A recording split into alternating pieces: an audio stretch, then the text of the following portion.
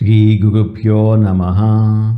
గురువాయూపురాధీశం విష్ణుం నారాయణం హరిం వాసుదేవం జగన్నాథం కృష్ణం వందే జగద్గురుం. ఓం శ్రీకృష్ణాయ పరమాత్మనే నమః. శ్రీ నారాయణ భట్టతిరి రచించిన శ్రీమన్నారాయణీయంలోని 8వ దశకంలోకి ఈరోజు మనం ప్రవేశిస్తున్నాము. ఈ దశకం పేరు ప్రళయ వర్ణనము. దీనినే మహాప్రళయ వర్ణనము అని కూడా పిలుస్తారు. ఈ దశకంలో ప్రధానంగా బ్రహ్మదేవుని కాల ప్రమాణము అంటే పగలు మరియు రాత్రి, నైమిత్తిక ప్రళయము, ప్రాకృత ప్రళయము అంటే మహాప్రళయము అంటే ఏమిటి, ఆ ప్రళయాల సమయంలో బ్రహ్మాండం ఏ విధంగా భగవంతునిలో లీనమవుతుంది, మరియు ప్రళయం ముగిసిన తర్వాత బ్రహ్మదేవుడు తిరిగి సృష్టిని ఎలా ప్రారంభిస్తాడు అనే అద్భుతమైన విషయాలను భట్టతిరి గారు ఈ దశకంలో వివరించారు. మనం ఈరోజు ఈ దశకంలో 1-2 శ్లోకాలను తెలుసుకుందాం. ఈ దశకంలో మొత్తం 13 శ్లోకాలు ఉన్నాయి. మొదటి శ్లోకం: ఏవం తావత్ ప్రాకృత ప్రక్షయాంతే బ్రాహ్మే కల్పే హ్యాతి మే లబ్ధ జన్మా బ్రహ్మా భూయస్త్వత్త ఏవాప్యవేదాన్ సృష్టిం చక్రే పూర్వకల్పోపమానం. ఏవం తావత్ ఈ విధంగా ప్రాకృత ప్రక్షయ అంతే, ప్రాకృత ప్రళయం మహాప్రళయం ముగిసిన తర్వాత ఆదిమే బ్రాహ్మే కల్పేహి మొట్టమొదటిదైన బ్రాహ్మ కల్పమునందు లబ్ధ జన్మను పొందిన బ్రహ్మదేవుడు భూయః మళ్ళీ మరల త్వత్తః ఏవ నీ వలనే సాక్షాత్తు నీ నుండియే వేదాన్ ఆప్య వేదాలను పొంది సృష్టి విజ్ఞానాన్ని గ్రహించి పూర్వకల్ప ఉపమానం సృష్టిం చక్రే మునుపటి కల్పము అంటే ఇంతకుముందు సృష్టిలో ఏ విధంగా ఉందో ఆ విధంగా సృష్టిని చేశాడు. ఈ శ్లోకంలో సనాతన ధర్మానికి చెందిన అత్యంత గొప్ప వేదాంత రహస్యం దాగి ఉంది. సాధారణంగా మనం సృష్టి అనగానే శూన్యం నుండి ఏదో కొత్తగా పుట్టింది అనుకుంటాం. కానీ వేదాంతం అలా చెప్పదు. సృష్టి అనేది ఒక చక్రం లాంటిది.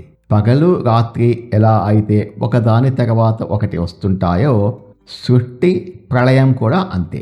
మహాప్రళయం వచ్చినప్పుడు ఈ బ్రహ్మాండం అంతా నాశనమైపోయి ఆ పరమాత్మలో లీనమైపోతుంది.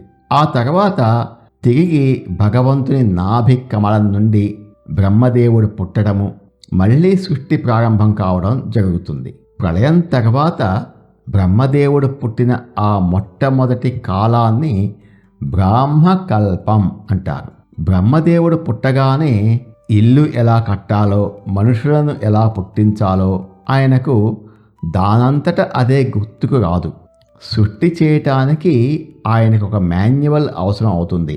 ఆ మాన్యువల్ మరేదో కాదు, వేదాలు. పరమాత్మ స్వయంగా బ్రహ్మదేవునికి వేదాలను ఉపదేశించాడు. ఈ విశ్వం ఎలా నడుస్తుందో తెలిపే సైన్స్ అంతా ఆ వేదాలలోనే ఉంది. ఆ వేద జ్ఞానాన్ని పొందిన తర్వాతే బ్రహ్మకు స్పష్టత వచ్చింది. పూర్వకల్పోపమానం నిత్యమైన సృష్టి క్రమం. ఇక్కడ ఒక గొప్ప తాత్విక సత్యం ఉంది. బ్రహ్మదేవుడు తన ఇష్టం వచ్చినట్లు కొత్త కొత్త ప్రయోగాలు చేసి జీవరాశులను సృష్టించలేదు.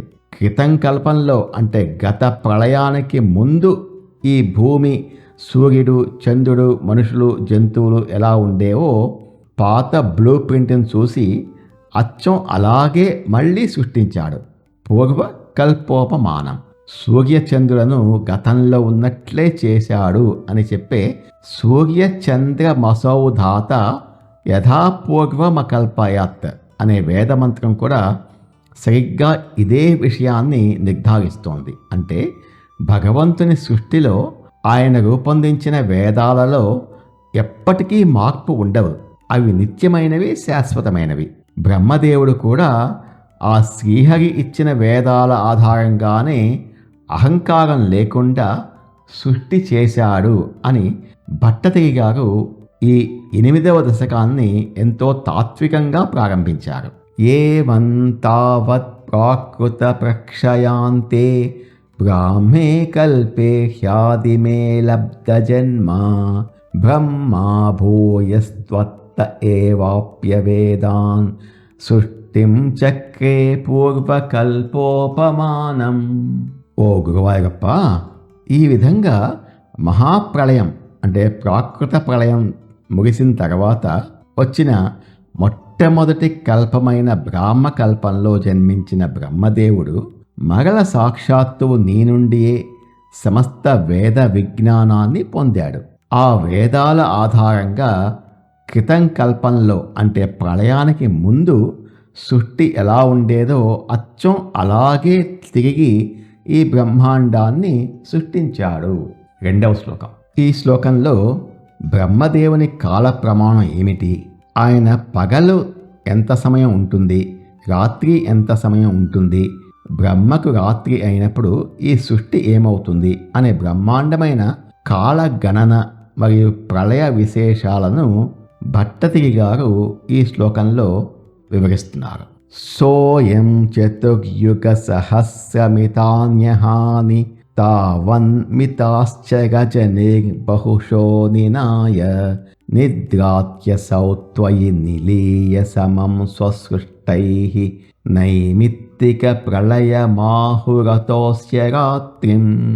సహ అయం ఆ బ్రహ్మదేవుడు చతుర్యుగ సహస్రమితాని 1000 చతుర్యుగాల పరిమాణము కల అహాని పగళ్లను తావంతి అంతే పరిమాణము గల అంటే మరియు ఇంకొక 1000 చతుర్యుగాల కాలమే తాహ చ రజనీహి ఆ రాత్రులను బహుశో నినాయ అనేక పర్యాయాలు గడిపాడు. అసౌ ఆ బ్రహ్మదేవుడు స్వసృష్టై సమం తాను సృష్టించిన సకల చరాచర జగత్తుతో పాటు త్వయి నిలీయ నీ యందు లీనమై నిద్రాతి నిద్రపోవుచున్నాడు. అతః అందువలన అస్య రాత్రిం ఇతని రాత్రిని అంటే బ్రహ్మదేవుని యొక్క రాత్రిని నైమిత్తిక ప్రళయం ఆహుహు నైమిత్తిక ప్రళయము అని జ్ఞానులు చెబుతారు. మనకు 24 గంటలైతే ఒక పగలు ఒక రాత్రి కదా. కానీ సృష్టికర్త అయిన బ్రహ్మదేవుని టైం జోన్ వేరు. బ్రహ్మకాలమానం ఎలా ఉంటుందంటే కృత త్రేత ద్వాపర కలియుగాలు ఈ 4 పూర్తయితే ఒక మహాయుగం చతుర్యుగం అంటారు. అలాంటివి ఏకంగా 1000 మహాయుగాలు గడిస్తే బ్రహ్మదేవునికి కేవలం ఒక పగలు, దీనినే ఒక కల్పము అంటారు. మళ్ళీ ఇంకో 1000 మహాయుగాలు గడిస్తే బ్రహ్మకు ఒక రాత్రి.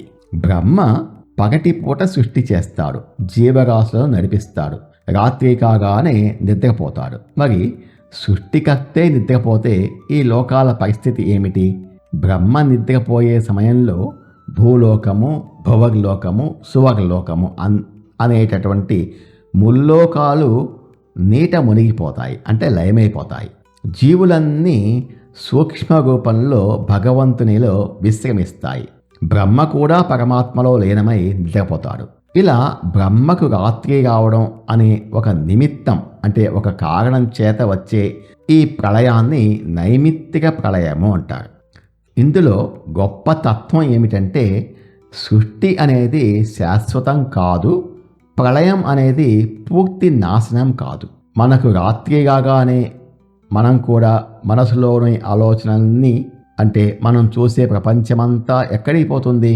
నిద్రలోకి వెళ్ళిపోతుంది, అవ్యక్త స్థితిలోకి వెళ్ళిపోతుంది. ఉదయం లేవగానే మళ్ళీ అంతా మామూలే. అలాగే ఈ బ్రహ్మాండం కూడా బ్రహ్మదేవుని పగటి సమయంలో వ్యక్తమవుతుంది, కనిపిస్తుంది.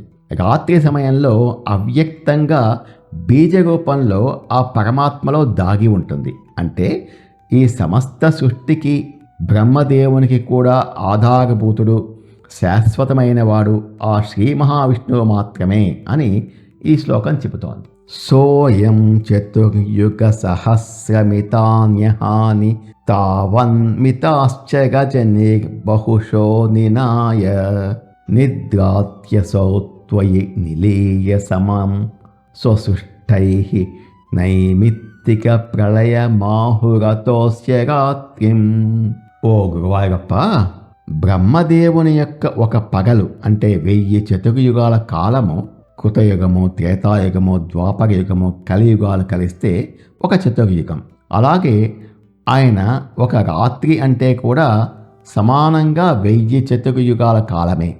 అటువంటి పగళ్లను రాత్రులను ఆ బ్రహ్మదేవుడు ఎన్నో గడిపాడు. బ్రహ్మకు రాత్రి కాగానే పగలు తాను సృష్టించిన ఈ ప్రాణికోటి అంతటినీ నీలో లీనం చేసి తాను కూడా నీలోనే లీనమై నిద్రపోతాడు. అందుకే బ్రహ్మదేవుని యొక్క ఈ రాత్రి కాలాన్ని పెద్దలు నైమిత్తిక ప్రళయము అని పిలుస్తారు. ఓం తత్సత్. నమో భగవతే వాసుదేవాయ. ఏతత్ఫలం శ్రీకృష్ణార్పణమస్తు. స్వస్తి.